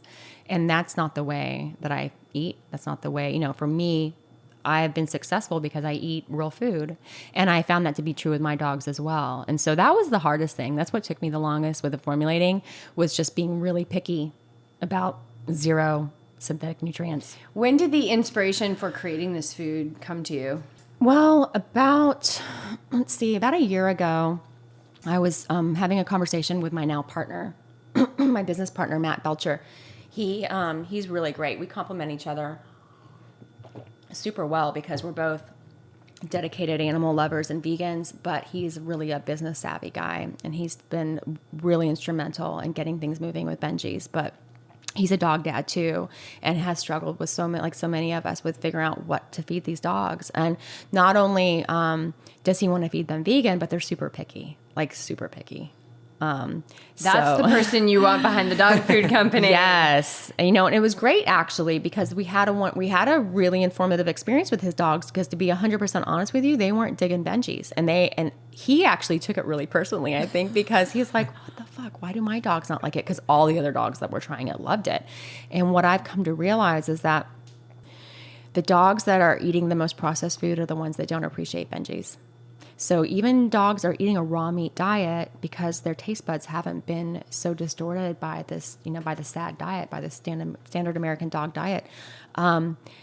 They don't recognize real food anymore. But that doesn't mean that it has to be like that forever. You just have to transition them, And so what he did was, we actually had a bunch of Benji's so Benji's, one of the things that's really great about it is that it has a lot of texture. So if you look at something like Honest Kitchen, which is a decent formula, they don't have a complete and balanced vegan formula, but they have like a base that you can add whatever into. It's just like a powder. And I know a lot of dogs don't really dig that, like the texture's off, So Benji's is nice and chunky and has like recognizable pieces of food in it. But in order to get it analyzed correctly, I had to completely pulverize it and turn it to a powder. And I made 4 batches because I wanted to make sure that we got really good feedback with our analysis. So I had all this pulverized, I only needed to send them a cup of each batch. And so I had all this pulverized food. And so I gave some to Matt, and he gave it to their dogs and started putting that into their food to kind of start to change their taste buds. And now they like it, and now they'll eat it. And it's just like a human who's like, oh God, I'm not going to eat like vegetables or broccoli because you don't have that microbiome. Those little bacterias that need kale to stay alive, right? Absolutely. And that we can change the biology, and it's really quick how quickly it can happen. And that's why with the people that we work with, unless they're on death's doorstep, we say don't give anything up. Yeah. Keep everything. Sure, why not? Add that tastes good. add. Yeah. Like a smoothie, like just adds fruit. Like just keep adding fruit right now, just so it tastes really good. And it displaces the stuff that's not serving them, Right. And then it's not so much of a struggle, Because our bodies want to be healthy. Yeah. They're going to adapt. Like, oh my God, our bodies are so amazing. They just After all the adapt. abuse you put I know. through, But they want to be. Like, they're meant to be. They're Yeah. meant to be healthy because we're our souls drop into these vehicles to get some serious work done in this earth school, right? Like, this thing needs to be equipped for what I'm going to be throwing at it. And I guess what I'm saying is that it's possible. And dogs are no different, and cats are like, well, cats are tough. Cats are different. I'm not a cat expert, so I'm not going to pretend to be. But from what I've gleaned from, I have lots of cat friends, and I do believe that some cats can be vegan. I know actually quite a few cats that are vegan. I think it's trickier. The thing about dogs is that even though they are definitely closer to the carnivore spectrum than we are, they're still very firmly rooted omnivores. And for anyone who thinks that dogs need to be eating massive amounts of meat like they are now, if you look pre-pet food industry, pre-factory farming, there wasn't a lot of meat, period. It was expensive. It was scarce. People were not giving it to their dogs. Dogs were eating a lot of root vegetables, a lot of whole carbohydrates. They were eating a lot of the foods that we were eating. It makes so much sense. Yeah. So, and there's actually, archaeological evidence that comes up every day that supports this. There's some research that was done in a site in China from 8,000 years ago where these dogs, the domesticated dogs they had there, were eating so much millet, they can still pick it up in their bones. That was their diet, primarily, was millet. So, this whole idea that dogs are carnivores is completely false. I personally don't think that dogs evolved from wolves. I know that that's the common theory, but there's a lot of holes in that theory and it has not been substantiated. I believe that dogs and wolves are related, like all members of the canid family, but there's enough significant differences between dogs and wolves, especially with their digestive systems, that I think there's something else there. I think that they split apart further down the road than what we currently think, and that they've been dogs for a while. Because dogs, one example is dogs contain sometimes up to 9 times the amount of copies of the gene to produce amylase. So amylase is how all animals digest vegetation, and people who say that dogs have no business being on plant-based diets will point out that unlike humans, dogs don't produce amylase in their saliva. That was exactly what the vet said. But Remember? they forget to point out that dogs produce amylase in their pancreas. That's the more ancient form of amylase production. So dogs can digest plants because they still produce amylase. They just produce it in a different way. Wolves, on the other hand, don't. They do have some production of amylase, but not to the same extent as dogs. But there's wolf populations where berries are a very important part of their diet. People forget that berries are a very nutrient-rich, protein in particular, dense fruit, and they're actually a big part of a lot of canids' diets. So, dogs are like us. They're adaptable. Yeah. They eat whatever is around. And, people say, oh, berries, they're so expensive. But you know what I did? I bought, we have this tiny little studio, as you can see, but I bought one of the hanging plants out there as a strawberry plant. Oh, that's smart. And so it yields the berries. And when it's yielding the berries, those are Clark's berries. You give them the greens too. Yeah. The greens have so much vitamin C in them. Greens are Yeah, the strawberry insanity. tops. Yeah. Well, you know what I do, because my boyfriend wasn't very happy. One day he saw me making their food and there was a bunch of berries in it. And he's like, those are expensive, because organic blueberries or raspberries are, maybe even $4 a pint sometimes. Mm-hmm.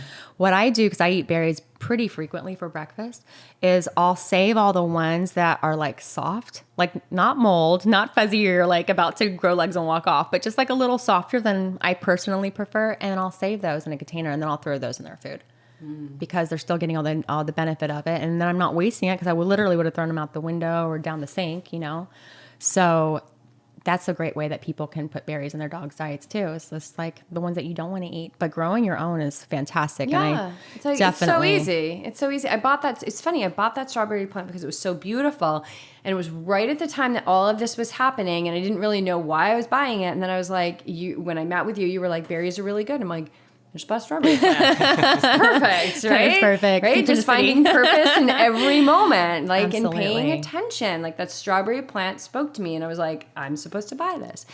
All right, so where are we now with Benjii's? What's going on? Can people buy it? Like, what's the deal? Not quite yet, but very soon. Anyone that's interested in buying it should definitely sign up on the website. We have a form where people that are interested in purchasing can sign up to receive some really, really notification. good, you guys. I got a Thank sample. you. Clark loved it. I had a couple bites. But even more so, it was like I opened the bag and I was like, oh my God, this smells so good. It smells so good. I like had potpourri. several people that were like, I would actually consider eating this. And I did. I have some climbing friends that are like, can I eat this? And my partner, Matt, actually had some with almond milk and he said it was really good. But,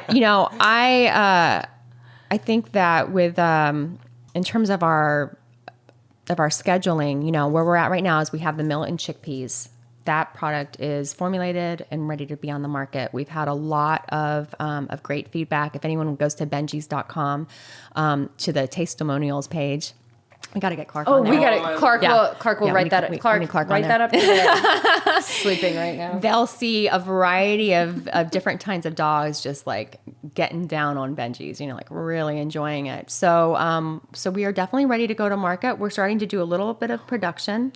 And we hope to be definitely in sales within the next few weeks. Very cool. But you are in sales of something else, which is sitting on my and I'm so excited that you brought me more space ice cream. This stuff is out of this world. It's space ice cream, babe. Oh, you're doing that on purpose? I thought it was like accident. It's way better when it's you can't plan comedy. It makes for awkward moments. All right. So, and tell us about the inspiration for... Yeah. So, my company, Seva Foods, which I always differentiate by saying my human food company, which just sounds weird. I've got to find a different way of differentiating. My human food company. Yeah. People are like, okay. So good. Although actually dogs can eat both of those products and do enjoy them immensely. I'm not... I know. Clark, I'm really glad he's sleeping right now. Especially the kale chips. They love the kale chips. Oh my God, totally. So I've actually had this brand for a while, but I wasn't really that motivated to do anything with it until I bought my freeze dryer so I could start doing some research and development for the dog food, because freeze dryers are kind of hard to come by. No one that I know of in this area has one. So I just bought one and started making my samples with that. I'm Rip. opening the space. I'm totally opening the space. I can't talk about it and not eat it. Yeah, The definitely. kale chips is going to be way too loud, but I can sneak in some space ice cream. But, I had this, when I got the freeze dryer, I had this recollection of being a little girl in Houston and going to the Johnson Space Center, which I did often, and going to the gift shop and getting some astronaut ice cream, which comes in this little foil packet, and it's like a little cake of freeze-dried ice cream with your strawberry, vanilla, and chocolate. And I just always loved it so much. And I was like, oh man, I remember that freeze-dried ice cream. I looked it up and I was like, oh man, it's really terrible. It was like corn syrup, 3 different kinds of dairy, artificial this, artificial that. Could you imagine what we would have discovered if they had Save a Foods? Yeah, exactly. Space ice cream They might have with their brains on some point. progress. Seriously.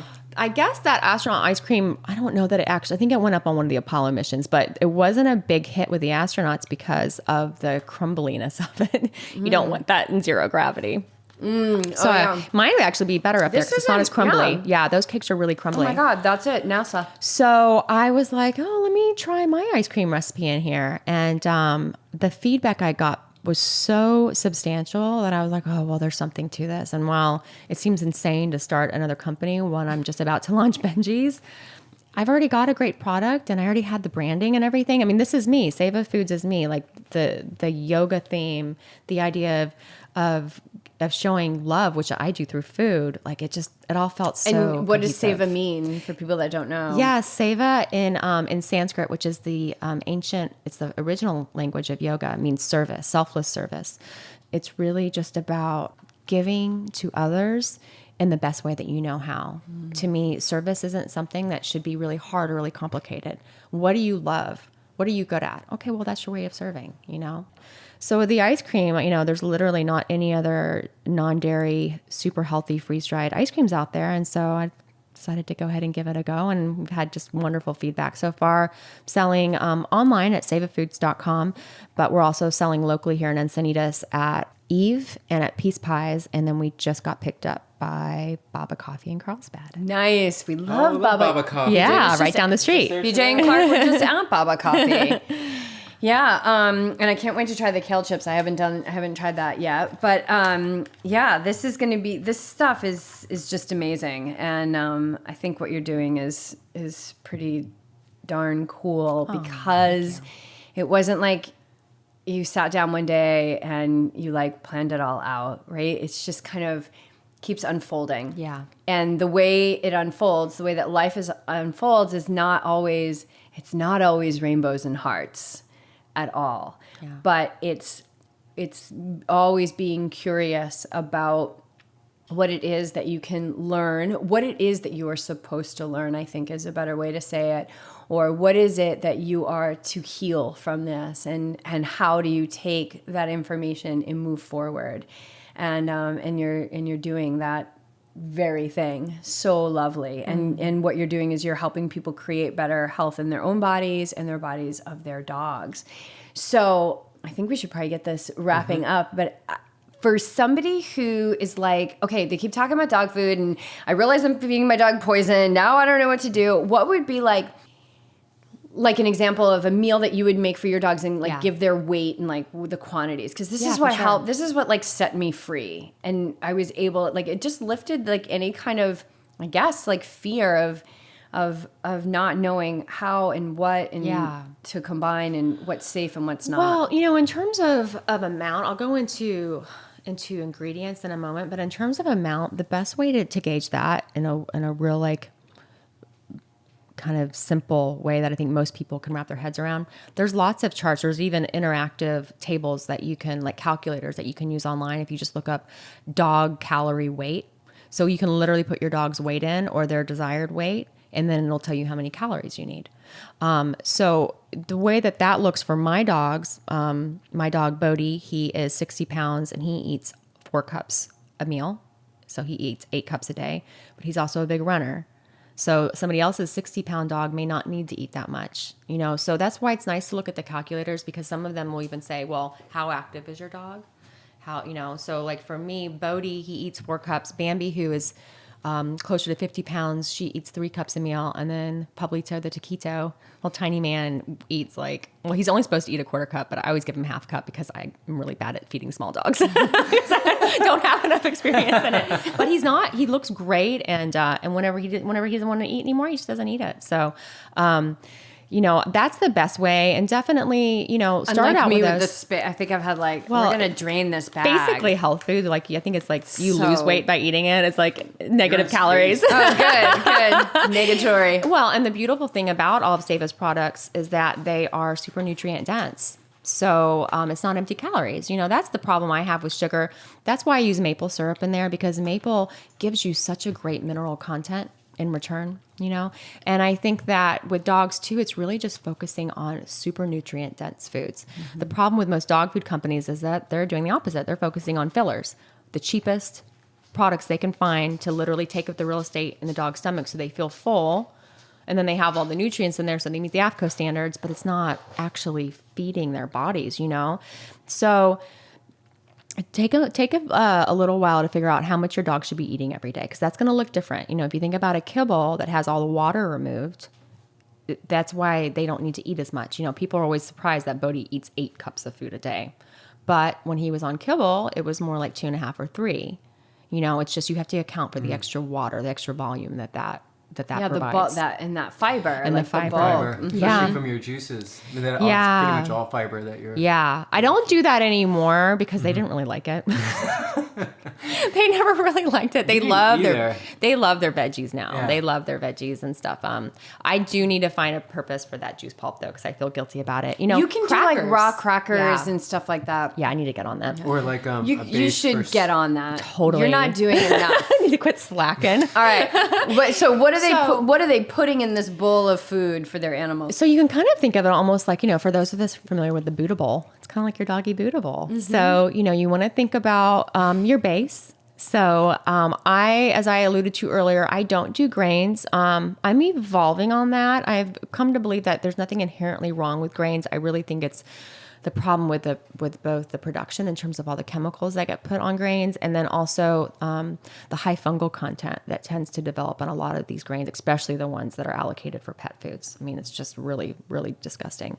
So if you want to do a grain, I don't have a problem with that. But one of the reasons that I intentionally formulated this first food for Benji's to be millet and chickpeas is because there's no common allergens for dogs. So if you're just starting out with creating a homemade diet for your dog, you want to set yourself up for success.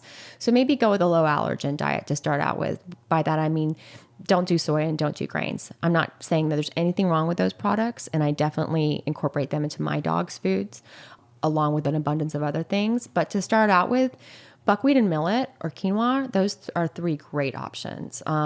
You always want to make sure you rinse off your grains really well, because a lot of times there's going to be dust and particles and fungus and things like that you don't want your dogs eating. Even though you're boiling them? Even though you're boiling it, you always want to rinse it off, because that stuff just gets cooked in. Because if you think about it, when you boil, the water evaporates. So it's not like you're getting an opportunity to rinse it off again. So I always rinse really well. The key to this, making it more manageable, is do a bunch, So I'll make a big pot of millet or buckwheat every week and put it in containers. And then I eat some of that. My boyfriend eats some of that. The dogs eat it. We all have it. And that is a much better way than making it every day, obviously. So something like that you can make once a week and then store it in jars or containers. And then there's so much other stuff you can put in there. So for my dogs, that other thing will either be some beans. Beans are great for dogs, but I should say that, dogs, the way it goes in is the way it comes out. So definitely for dogs, it's a good idea with their legumes to cook them till they're very well cooked. And I use an immersion blender, but you can also use just a mashed potato masher to just really get things completely processed up. So we'll do some legumes. We'll also do, they love potatoes. So we'll do potatoes or sweet potatoes. And so russets are okay. And russets are great. bliss. Keep the peels on there. Organic is super important for regular potatoes. They're on the Dirty Dozen list. So you definitely always want to buy organic potatoes. But sweet potatoes actually don't need to be organic. Sweet potatoes and yams you can get away with. They're not a heavily sprayed crop. So it's not as important. And then there's a bunch of different veggies, So just to give you an example of what I fed my dogs this morning, Bodhi had about 2 cups of buckwheat and about a cup of mashed sweet potato, and then a cup of, cauliflower. When you cut up the cauliflower, the part on the outside, Yeah. that part, that stuff. I mean, they get cauliflower too. I'm giving them the actual cauliflower too. Yeah, way last night. I have that in another jar, but I also chop up that stuff. And Yeah. the way that you can make that and all veggies more palatable. I mean, my dogs like the kale sticks too, but only to a certain degree. Like they can't eat that much of them. So like with these kale chips, I have all these kale sticks. I'll chop them up really I'll tiny. drop Clark off. Yeah, right. I'll be in heaven. He'll be fine. bring the furry composter. But what I'll do with my veggies is, I'll do this in the morning, like while I'm preparing my tea, so I'm not just sitting there working on their food the whole time. I'll throw a skillet with some boiling water in it. And then I'll put those kale stems, or I'll put that cauliflower stem, or, chopped up broccoli, chopped up zucchini. You want to make sure it's really easy. I've noticed myself getting the pattern of only doing cruciferous veggies, which are great, but I want to give them a wide variety. So sometimes I do eggplant or squash, tomatoes, carrots, so I'll just throw any of those into their food. And the important part is I switch it up, meal to meal, so that they're not getting that same thing every time. And then the other components that are in my dog's food often are some kind of seed. So I'll do ground flax. It's important to do ground for us too, because otherwise it just passes through. So I'll do ground flax seed. I'll do hemp seeds or chia seeds or sesame seeds. And then I'll do the nutritional yeast. You want space ice cream? He's like, he is so all over this podcast. Clark. Cute boy. He's like, you're talking about food. I can't help it. I'm getting hungry over here. And then I'll do a healthy oil. I like to switch up my oils for the dogs. So they'll get coconut sometimes. They'll get avocado. No canola. No one should be eating canola oil. But coconut, That's good to know, because avocado. canola oil is in a lot of Because it's cheap. stuff, right? Even in Whole Foods, you look at their hummus, it's got like canola oil. The problem with canola oil, again, I don't think there's anything wrong with any plant. But it's all GMO, for the most part. Canola oil is one of those. It's right up there with soy products and corn. Exactly. It's big.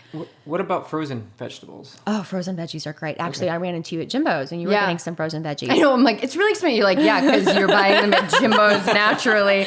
But, I needed convenience that day. No, but Costco. Costco is a great resource for that because you can go get big. My friend Michelle, who just recently transitioned to doing her dogs, her secrets are frozen veggies from Costco and an Instapot. She does a huge Instapot for them. Heard of the Instapot. A lot of big fans of the Instapot. Especially for people home cooking for their dogs. frozen veggies are so easy. Like I'll just throw them in a little thing. I'll microwave them for like 4 minutes with a little bit of water, and then I throw them in the food processor. It's so. I just bought it. I actually had been thinking about buying a food processor for I don't know how many years. Yeah. And actually got one for Clark. And it's great. It's like 2 seconds, and I love it because it's so easy to clean. So yeah, Costco or like for people back east, BJ's. We don't own BJ's, but no relation. I kind of wish we did. But yeah, BJ's. So those big wholesalers, or even just I could even just go to Vaughn's. Like I don't have to be buying it at Jimbo's naturally. Yeah. But it's it's just a part of our shopping now. It's great. It's like, okay, here's a bag of sweet, and buy things by the bag. Like I buy the potatoes by the bag because it's less expensive. And then you eat it and they eat it. Everyone's happy. You know, like there's so many times when I'll have dinner on the stove and Elia's like, which one's for us? Because you really can't tell. I could say the main difference in ours is just a little more seasoning. But, I do use things like garlic. I know that there's a lot of misinformation about garlic. Garlic is not poisonous for dogs unless you give them copious amounts of it. And it's actually a natural flea repellent. Onions can cause some stomach disrupt. I don't give my dogs onions, but I do give them garlic several times a week. How do you do the garlic? Do you cook it first? So what I do is when I'm doing that meal prep every week, garlic is a part of that. I don't like to buy the minced garlic because it's got this weird preservative in it that just tastes funky. But it is actually really great to pre-cut your garlic. First of all, you'll use it more. And it actually releases, I cannot remember the name of it, but there's a substance in there that actually that's really good for us, that actually gets increased by being cut up So you always want to cut up your garlic, even when you're cooking for yourself, 10 to 15 minutes before you use it, because it just releases more of the good stuff. So I have this little jar of minced garlic, and what I'll do is when I'm steam cooking their veggies, and you can steam. What the easiest way I found is a skillet with an inch of water in it, an inch of filtered water. It's really important to give your dogs only filtered water for drinking and cooking purposes. But I'll just throw the garlic in there a few minutes before it's done, before all the stuff is done. Yeah, both nutritional yeast and garlic are both natural flea repellents. Nobody should have their dogs on flea medication. It's just really toxic, really bad for people that are coming in contact with it as well. And the sad part about it is that it's this horrible cycle, because what happens is the dogs are eating crappy food, so their immune systems are worn down, so then they get fleas. So then they get the treatment, which wears down their immune systems, and it's just like this never-ending thing. And you can break that cycle by giving your dogs real food. Yeah. All right. So to the person whose world you just rocked, and they're thinking, oh my God, I've got 3 kids and I've got a job and I've got a husband that travels and I'm home all the time. Or maybe it's I've got a wife that travels and I'm the one that makes all the food, and or I'm a single dad or I'm a single mom. I don't have time for this. Yeah. What do you have to say? I'm totally sympathetic to that. At the same time, part of our jobs as adults is learning how to feed ourselves and our families. And it's a cop-out to say I don't have time. The reality is most of us make time for what's important to us. So if going and hitting up happy hour or going shopping or going and spending a bunch of money in an expensive restaurant are priorities for you, then yeah, this lifestyle is probably not going to work. The reality is that we do have time. We just have to make it. And it's part of just getting into the flow of it. When I was talking with Jan a few months ago, and she was really emphasizing to me how important it was to do diversity, that was my thought. I'm like, geez, I'm already doing so much. Like, how much more time am I going to spend in the kitchen for these dogs? Like, I'm trying to start 2 businesses. Like, this is just crazy. But it just became part of my flow. You are a great example of someone who eased their way into it. You didn't throw the bag of dog food away. You kept it in case you needed it for crazy nights, which is great. I'm grateful to have Benjiis for that purpose. There's times that I don't have to home cook either. And that's when I, open the bag of Benjiis and add water, and then I've got food for them. And Benjiis is in no way supposed to replace home cooking. Home cooking is amazing. And just like the best supplement and the best, prepackaged human food, even as healthy as it could possibly be, is no substitute for home cooking. But it's there for you when you need it. So, maybe have a vegan kibble or something, or Benjiis or whatever you have access to for emergencies. But I tell everyone, if you're eating a halfway healthy diet yourself, I guarantee you, if you just gave your dogs what you're eating, with the exception of maybe 4 or 5 items that dogs can't have, they're going to be doing so much better than the most expensive dog food on the planet, because it's real food and they're going to enjoy it. And it's just a matter of getting out of that idea, this like false idea that feeding dogs should be like, taking care of a plant or something, It's like, I'm sorry, it's not easy and convenient. Being healthy rarely is, but it gets simple, And so what I would suggest is start incorporating more real food into your dog's food. So maybe it just, you've got to stick to that kibble for a while. Do your research, make sure it's a high quality kibble, and start adding real food into it. And then eventually start adding in a little bit more. And there's growing more and more resources. If you check out Dr. Richard Pitcairn and his wife just released the latest edition of their 30-year-old book on taking care, on natural health care for dogs and cats. And they actually have some great vegan recipes in there. Those do rely on a supplement. And as much as I'm not a fan of synthetic nutrients, obviously you don't want your dogs getting a deficiency. And so if you're not able to commit to having a lot of variety, then doing Veg Dog or one of the other vegan nutrients, synthetic nutrients out there is probably a good idea. And again, it doesn't have to be forever. Maybe that's just your transition, but it's doable for anybody. I don't want anyone to walk away from this conversation feeling like they can't do it because they can't do it perfect. You just start out by giving your dogs more real food and just take it from there. It's the same thing. As with people. Yeah. The same thing. Small steps. People, I think the biggest barrier is people want it to be perfect and they need to have everything set up, and that's what delays any progress or any accomplishment.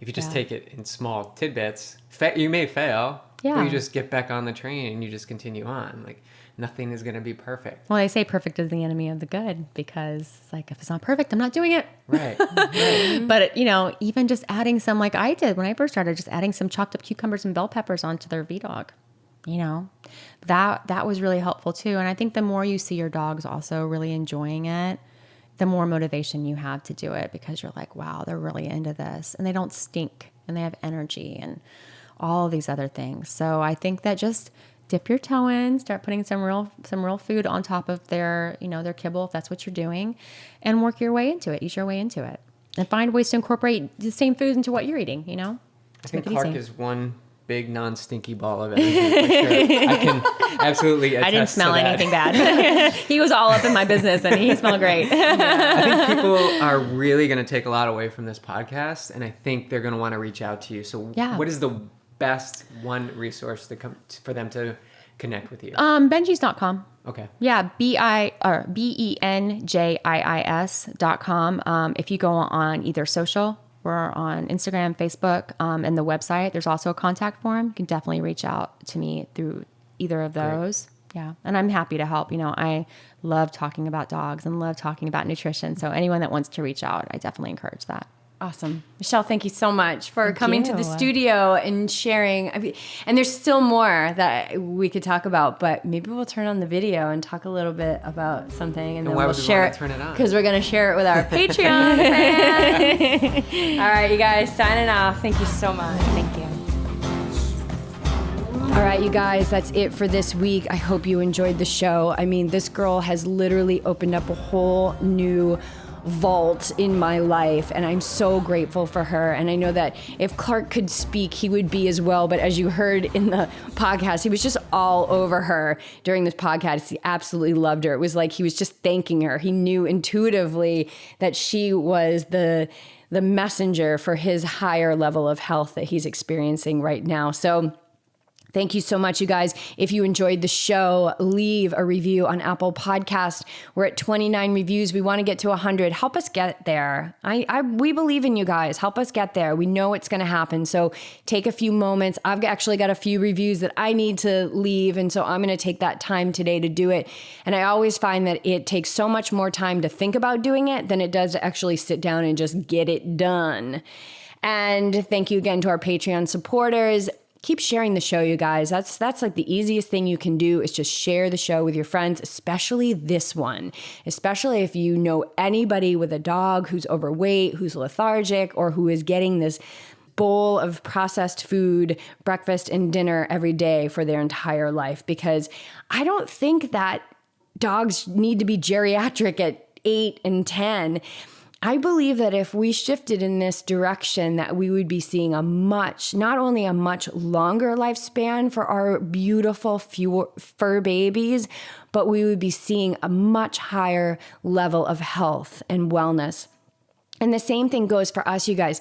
Yeah, we want to live longer. Like, I want to get as much work done as I possibly can on this earth, but I also want to do it feeling good. So eating an anti-inflammatory, nutrient-dense, non-violent diet. For me, there is no other way. So if you are curious about it, you guys reach out to us. We can help you take the next logical step to getting there.